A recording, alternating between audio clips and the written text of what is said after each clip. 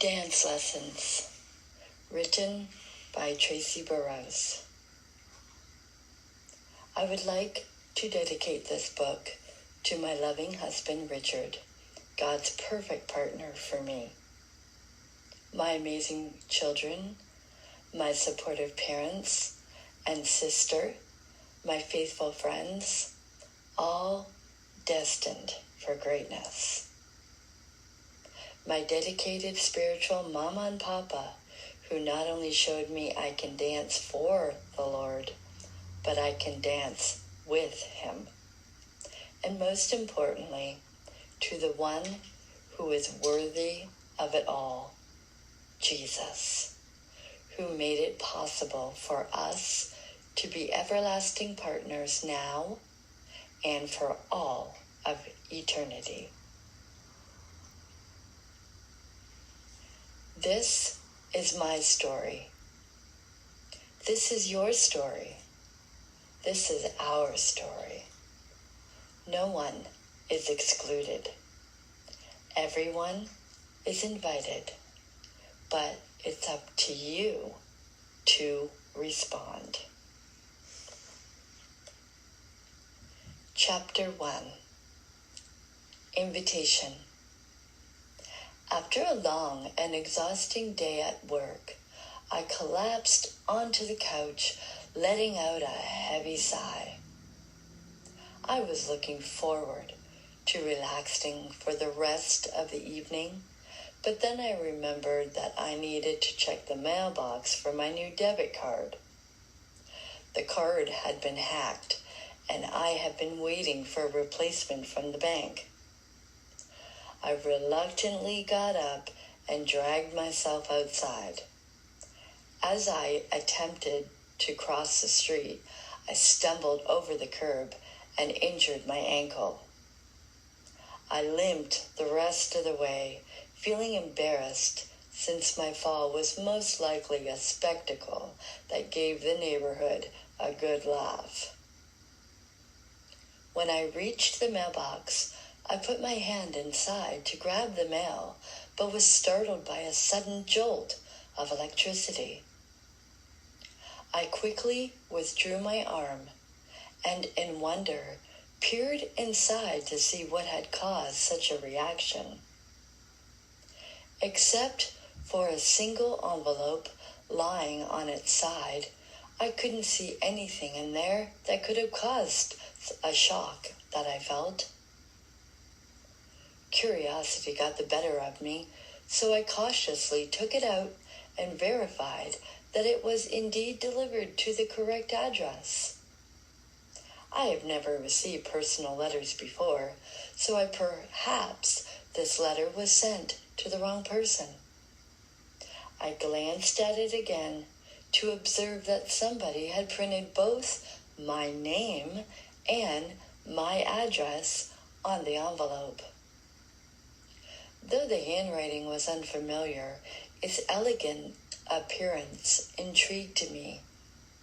The envelope was beautifully decorated with roses and musical notes, secured with a golden wax with the words, "The Chamber," stamped upon it. Almost as if in a hypnotic trance, I ran my finger over the compelling wax seal, sending a stimulating chill throughout my entire body. The envelope felt substantial, as if it contained something significant and valuable. My heart was deeply touched that I had received such an impressive letter from someone, and I excitedly proceeded to open it. Carefully but firmly, I broke the wax seal, and immediately a hint of the fragrance of sweet roses was released into the air. I paused to take a long, deep breath of the soothing aroma. As I pulled out the shiny content from inside the envelope, I lifted it to estimate its weight. I couldn't help but chuckle to myself, asking, "Is this made out of gold?" I laughed at the thought of someone possibly sending me something so costly. I couldn't resist my curiosity any longer and read the words on the golden letter.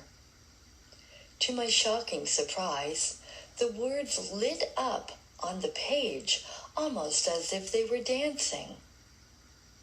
Astonished, I quickly flipped over the letter to try to make sense of what I had just observed, but no explanation could be found.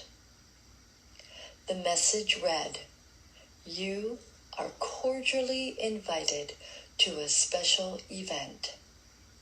Dance with your beloved." As I read the words aloud, I felt a sudden rush of exhilaration, leaving me breathless and lightheaded for a few moments. I wondered if all this was just a gimmick. I glanced around to see if anyone was watching me. So many questions flooded my mind. Why had someone sent me such a personal and special invitation? Why would someone go to such lengths for me? Did someone genuinely desire my company? As I considered the invitation, I weighed the options in my mind. I came to the conclusion that if this was a sincere invite, I couldn't be rude, so I would need to respond promptly. Nevertheless, I decided to politely decline the proposition the next day, as it wasn't a suitable event for someone like me. I was convinced that there must have been some sort of error. That night, as I drifted off to sleep, I had an unusual dream. I saw my name highlighted and dancing around on an invitation like it was calling out to me. Startled, I woke up with a strange feeling, as if I was being pulled towards accepting that invite, even though it would mean stepping out of my comfort zone. I had no idea who would be there, and I wasn't even sure who had invited me.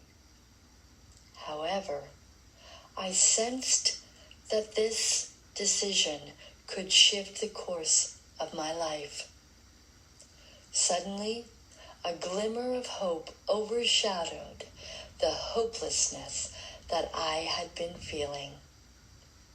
Perhaps this invitation was not a mistake, and maybe it was a sign that my life was about to take a positive turn. Matthew 25, verse 34. Then the king will say to those on his right hand, "Come, you blessed of my Father, inherit the kingdom prepared for you from the foundation of the world." Revelation 22:17. And the Spirit and the bride say, "Come." And let him who hears say, "Come." And let him who thirsts come. Whoever desires, let him take the water of life freely. John 1, verse 39. He said to them, "Come and see." They came and saw where he was staying, and remained with him that day. Now it was about the 10th hour. Isaiah 55, verse 3. Incline your ear and come to me. Hear, and your soul shall live. And I will make an everlasting covenant with you, the sure mercies of David. Psalm 139, verses 17 and 18. How precious also are your thoughts to me, O God! How great is the sum of them! If I should count them, they would be more in number than the sand. When I awake, I am still with you. Jeremiah 29:11. For I know the plans I have for you, says the Lord. They are plans for good and not for disaster, to give you a future and a hope. Revelation 5, verse 9. And they were all singing this new song of praise to the Lamb. Because you were slaughtered for us, you are worthy to take the scroll and open its seals. Your blood was the price paid to redeem us.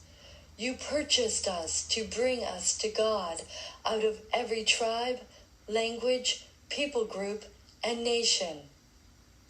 You have chosen us to serve our God and formed us into a kingdom of priests who reign on the earth. That is the end of chapter 1.